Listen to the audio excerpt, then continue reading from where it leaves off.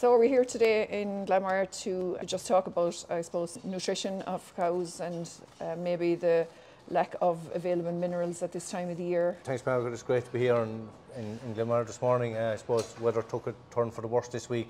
February, I suppose, from a cow nutrition point of view, has been absolutely excellent. Yeah. With real good dry weather, with a nice bank of grass carried over. Average farm covers were just ideal, really, coming into the 1st of February. And grazing conditions were excellent. So generally cows have gotten off to a good start for the month of February. However, March hasn't been as kind to us. I suppose we're probably facing down into the first week of April, so we're facing into the second rotation. Most farms were probably, average farm cover is a little bit under where we'd like it to be. And cow condition on most farms, and on this farm here, just conditions going, cows are in nice condition, there's a nice shine on them. So they're well set up at the moment. I suppose the tricky point from a nutritional point of view at the moment will be is a little bit of supplementation for the next couple of weeks, and you can hear the loader going there in the background. Yeah. So it is very important to just get in, like dry matters of grass probably this week are probably down around 13–14% at best. Probably getting into a little bit lighter covers then as well in the next week or two. So it's important to put in a bit of fibre and put in a bit of structure to keep that nice room and mat, so the cow has a cud factor. And that she's just able to utilise that nice soft grown grass that she has. I suppose that this, when cows are bulling too, I suppose they would be a bigger draw on their minerals and their feed intake as well, wouldn't they? You know. Yeah, like I suppose this really is the critical stage of the year for cows, to be honest with you, because what we find is some sort of a week before they start to calve, their intakes begin to go down, and they almost go down to zero. So they're actually using body reserves of fat, protein off of muscle, and their mineral reserves out of their bones and their tissues and stuff like that. Right. And then it takes them sort of the next 30 days ideally, they're sort of just building up, so their production starts up here and their intake starts down here, and the two of them are sort of measuring, and we're hoping at this stage around the sort of Patrick's Day that we're merging both our intakes are matching our production, and we'd be hoping to peak maybe in the next 7–15 days depending on your calving pattern. So the thing is to get your dry matter intakes, your protein and your mineral requirement matching your peak yield production. Right. And then unfortunately or fortunately, peak yield ties in with breeding season in spring calf systems. Yeah. So it's very, very important to get that balance, that we're getting the right level of fibre, energy, protein and mineral and vitamin into the cow, so that she's able to sustain the production level to ensure the profitability of the farm, and also that she has enough in reserve, that she's actually able to gain a little bit of weight and grow that embryo when we fertilise it at AI. So I suppose it's a good idea so to give cows a bit of a helping hand with their minerals, with a bolus, or in this case a bolus, but you know that they get the amount that they require for optimum. I suppose optimum fertility now, as I say, this time of the year. Yeah, well, I suppose this is the big thing now, is to optimise actually input into the cow to maximise her output. Yeah. And the next sort of 6 weeks probably is critical into that. Yeah. So yes, what I'd say to is that number one is energy is the main driver. So the cows needs to be gaining weight. So like the Taggart research shows that if a cow drops more than sort of a half body condition score, ideally they want to be coming in there someplace between 2.8 and 3, ideally 3 body condition. Right. So if those cows are struggling a little bit, we probably need to do what we did this morning, just do a body condition score on the cows. Anything that's suboptimal, that's sort of below 2.8, definitely you've been trying to view up. Do you put in an extra bit of feed? Yes. Or do you put them on once a day? Do you make a separate mob and put them on once a day? Okay. And give them every chance they can for the next sort of 3 weeks to a month before the breeding season will start. Yeah, you just don't want them pulling off of reserves. You don't want them pulling off of reserves, and they need to be gaining, like they need to be gaining body condition score at this stage, and they need to be gaining, so they need to be building their stores of energy, protein and mineral and vitamin. Yeah. And unfortunately, they're not getting it from vitamin D from the sun at the moment. Anyway, it's not happening. Yeah, well, hopefully next week. We were hoping for this week, but hopefully next week is. I suppose the good thing is that like we're after getting the hour this week. Most fellas will start to start pre-breeding next week. as they tail paint, I suppose the recommendation would be is have a look and see just body condition, score your cows, just run along the see if there are any sort of bones on her back begin to show what her short ribs like. Can you see her short ribs here, and can you see her long ribs? And like it's very good to put your hand on them. So it's an ideal time when you're tail painting just to run your hand along there. So if you see the bones coming out, you know, if you can see the long rib and you can see the short rib, fair chances are, you know, you're probably marginal on body condition. And then that means that she's just taken a lot of her reserves, so she's lost a little bit more body condition than you like, and she's probably used a little bit more mineral and vitamin from her own reserves. And we can see Dennis is tail painting here now for the pre-breeding season. Yeah, I suppose there's been huge changes in breeding, as everybody knows, over the past couple of years. There's a huge investment and a huge interest in sex semen and a huge demand for it. And I suppose it's not cheap, but it's very effective. We're getting our replacement heifers early. We're getting our replacement heifers from our best cows. But as part of that, you just need everything right. So literally any cows that are that potentially you need to know, are they on the first cycle or on the second cycle to give you the best results? And then also that it gives you a chance to identify cows that maybe had little subclinical metritis issues or something like that in the background, or may have lost a little bit of body condition extra and suffering from a bit of cystic and that needs a little bit of treatment. So ideally try and do that at least 3 to 6 weeks before your planned start of breeding season. And I think the planned start of breeding season in this farm is around I think for heifers 24th of April, so he's at an ideal time really now. Ideal time, actually, you're ideal this week. This weekend, 1st of April, would be ideal for your roughly 3 weeks out. I suppose the cows would be a fraction later than that, generally what has happened for the past couple of years, just the workload, heifers are probably done sort of 5 to 6 days, maybe a week before the start of the main herd. And I suppose then there has been a little bit of debate around, and some farms we've thought is what they're doing is maybe they're lower production cows to keep it tighter. They're probably using a bit of beef semen on those lower production cows. Again, sort of add a bit of value to the calf. And they can afford to have that little, if they take a couple of days extra, they're still just calving nicely in the start of the breeding season. But as you say, I suppose, like, crucially, like the heifers, you know, I suppose a lot of them are being synchronized now with using the sex semen, and it's so expensive and everything. You want to make sure that they're cycling properly and that everything is in working order before you hit into the breeding season. And I suppose probably, you know, our heifers, our replacement heifers, are our future of our herds and are our investment in the future.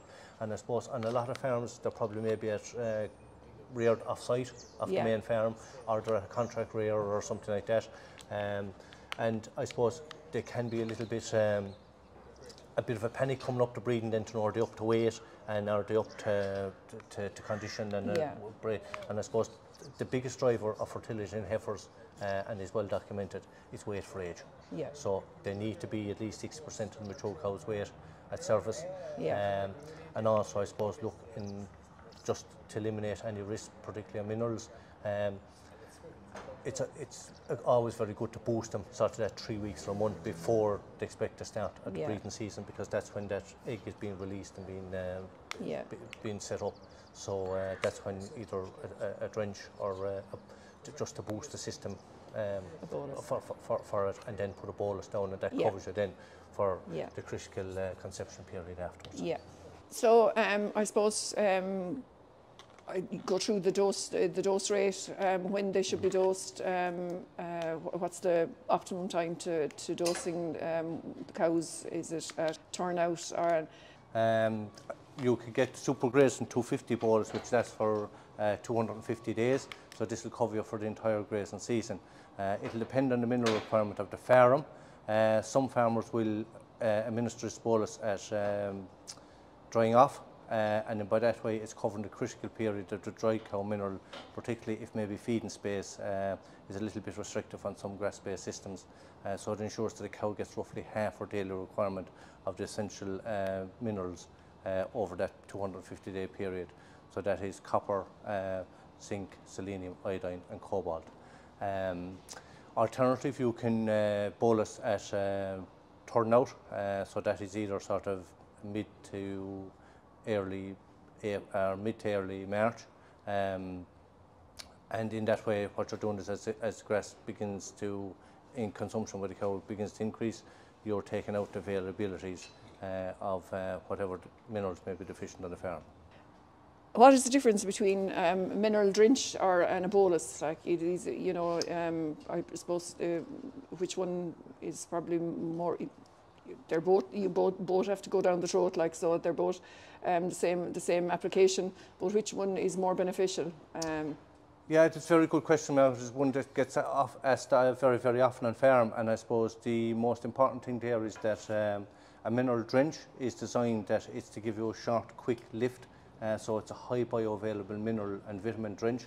So if you're in a deficient situation, it boosts the cow's reserves, and then with the bolus, it's giving you a guaranteed release over 250 days. So you're getting the same amount of mineral going into the cow every day over the grazing period.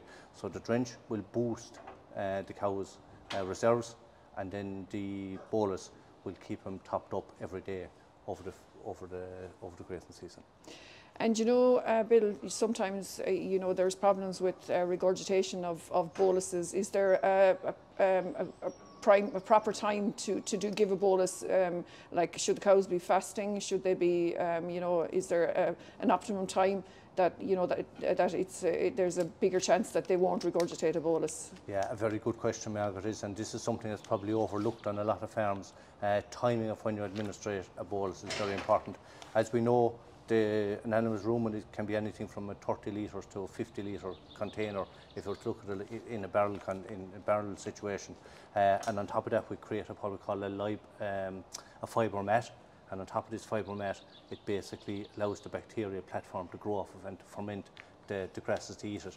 So if you have the cows fully fed, this fibre mat is fairly dense. So if you take, even though it's a heavy bolus, and you drop it in on top of it, that mat, if she coughs up cobalt to chew it, that bolus can actually come up with it. So ideally what the recommendation would be to restrict the feed for maybe 5 to 6 hours before you bolus, and bolus on an empty stomach, and in that way the bolus is weighted with a small little weight, and then as it gets the fluid in the rumen, it expands by 15%, so that actually sinks it down through the fluid, and it sits it then into the reticulum, so it stays safe, so she can't just cough it up again and release it out then on a daily basis. I suppose that probably makes a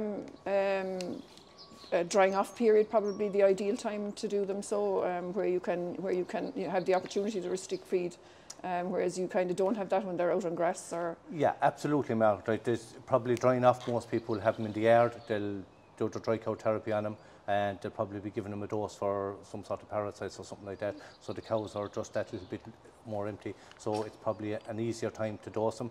Whereas if you're dosing at this time of the year, I suppose if you can time it with maybe on-off grazing, so that you just take them off the paddock that little bit earlier for 3 to 4 hours, right. And just leave them break down that rumen mat that they're a little bit empty. And how you know that is if you stand on the left-hand side of the cow, this is roughly the area where her rumen is.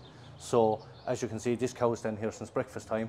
So she's standing here maybe 2 to 3 hours, and you can see when she came in, that's nice and round, and within that couple of hours her room, the mat is after just sinking down a small bit, and we can see it here. Whereas if we come back to look at her in a couple of hours time, when she gets a full bit of grass, this room will be swelled out nicely. Okay. So that's sort of room for a little, what we call a hollow 5 o'clock shadow, under the rib. Yeah, yeah. So this cow has already been bolused, and as you can see, she's under no stress, and she's very, very happy after her bolus. And we've also put some tail paint on just to the ideal situation is to give super grazer to the entire herd, and at either drying off or turn out. Yeah. And it will do over the critical period at drying off, or if it's grazing, they'll get the minerals they need that they're not getting from the grass. Yeah, and especially with a year like this year, with input costs probably rise, or input costs staying high, and milk price falling a little bit faster than what we'd like to see, there's going to be a little bit pressure maybe on supplementary feed, particularly if we get into the peak growing season. So we know that on average that the cow is probably only getting about 60% of her required mineral from grass on the average dairy farm. So every farm will just need to probably look a little bit closer this year at how they supplement on minerals because they're critical for hoof health, fertility, and just the general well-being of the cow. Yeah, that was my next question. What are the main benefits? Like, as you say, hoof health, fertility, which is very important. In the spring calving situation, like fertility is the main driver of profitability. We need to get those cows. We need to be getting up over that 80% submission rate and over 60% conception rate in the first 6 weeks. So literally what we're trying to do there is, if we're deficient probably in copper, selenium and iodine are the 3 critical minerals that have a huge influence on her fertility. So they're covered at this stage, and you just need to make sure that the cow is well required. The other thing is that if you have changed your management practices in the past couple of years, so a lot of farms, lime wouldn't have been maybe spread as much on the home reseeding platform, whereas there has been a lot of lime being used just for fertiliser prices to free up the P's and K's and free up the nitrogen. Liming will, as you lift the pH, molybdenum in the soils becomes more available, and unfortunately molybdenum also has a negative impact and can knock up copper availability into the cow. Okay. And from the bolus, will they get their entire minerals up, or do they get a percentage of it, or their requirement, their mineral requirement for for their daily mineral requirement? The 250 bolus is designed to give roughly 50% of the cow's requirement. So that way it covers you, that we'll assume that she'll get always roughly around 50% from either grass and a small bit of supplementation, and other 50% then will be covered by the bolus. Okay. So we'll just recap there. So it's 1 bolus, and it'll last for 250 days, and it'll give them zinc, copper, iodine, selenium and cobalt, and it'll give 50% of their daily requirements. Yes, up to 50% of their daily requirements. Yeah, for the average farm. For the average farm, and it's very necessary for hoof health, rumen health, and fertility, which is the most important thing at this time of the year. Absolutely, yeah. Fertility, hoof health, and just general health, well-being of the animal, and boost our immune system. Yeah. Okay, so I suppose we better let these girls go. They're standing for a while now this morning, hungry. So thanks very much, Bill, for your insight into the breeding, pre-breeding, and the whole grazing system. Lovely. And okay. Thanks, Margaret.